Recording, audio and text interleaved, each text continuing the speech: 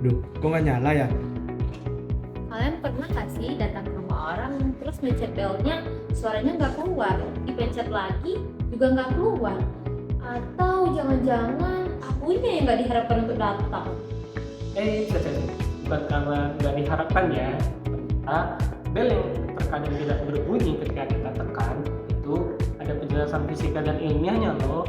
Dan jujur, bel listrik rumah itu ternyata kompleks sekali loh pengertiannya.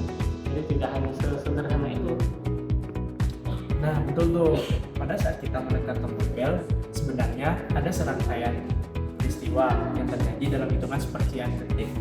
Mulai dari arus listrik yang mengalir, terbentuknya medan listrik, lalu terbentuknya medan magnet, hingga akhirnya bel pun berbunyi. Kalau salah satu proses ini mengalami kegagalan, maka bel tersebut tidak akan berfungsi. Pertama kita bahas dulu nih soal arus listrik. Di sini kita menggunakan buzzer elektromagnetik yang memiliki fungsi yang sama seperti bel listrik di rumah. Dari spesifik buzzer yang kami gunakan diketahui 220 volt dengan tipe AC dan arusnya 30 mA. Nah, menggunakan persamaan hukum Ohm didapatkan nilai hambatan impedasinya itu sebesar sekitar 7,33 kilo-ohm. Nah, kenapa sih ini penting? Karena kalau misalnya hambatan terlalu besar, arusnya mengalir akan semakin kecil. Perumpamaannya seperti sedot. Kalau misalnya kita tertekan, minumnya itu akan jadi susah keluar. Pada bagian pertama kita melihat sumber tegangan arus 220 volt yang mengalir ke buzzer dengan I-nya 30 mA dengan menggunakan rumus R sama dengan V per I. Jadi 220 volt per 0,03 dengan hasil 7,33 kilo ohm. Sebagai analogi sederhana, sedotan minum, jika hambatannya pas, alirannya lancar, jika hambatannya kebesaran, alirannya akan melemah. Selanjutnya kita melihat medan listrik.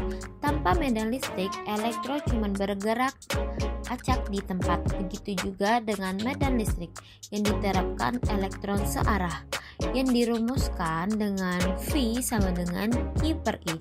Elektron yang terdorong searah sama dengan arus listrik yang mengalir. Masuk ke bagian ketiga yang menunjukkan terbentuknya medan magnet pada sebuah kumparan. Arus melewati lilitan kawat, sekitarnya akan muncul medan magnet. Arah dan kuat medan magnet yang terbentuk dapat dihitung menggunakan hukum Biot-Savart. Hubungannya sangat sederhana.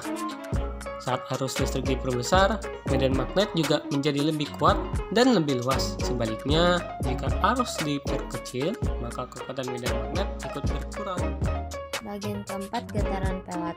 Getaran pelat saat medannya aktif, pelat itu akan tertarik mendekat karena arusnya itu bolak-balik. Pelat ikut bergetar, getarannya itu adalah gelombang suara yang kita dengar sehari-hari. Namun bagaimana kalau adanya masalah? Jika ada permasalahan, medannya jadi terlalu lemah sehingga belnya tidak akan tertarik, tidak akan ada getaran. Simpulannya, bel yang tidak berbunyi bukan berarti alatnya itu rusak. Semua itu bergantung pada hubungannya. Arus listrik, medan magnet, getaran pelat hingga akhirnya menghasilkan suara bel. Jadi kalau misalnya kamu ke rumah orang gak ada yang keluar, jangan langsung tersinggung ya. Bisa jadi bermasalah bukan hubungan kalian, tapi hubungan antara listrik dan medan magnet di dalam bel tersebut.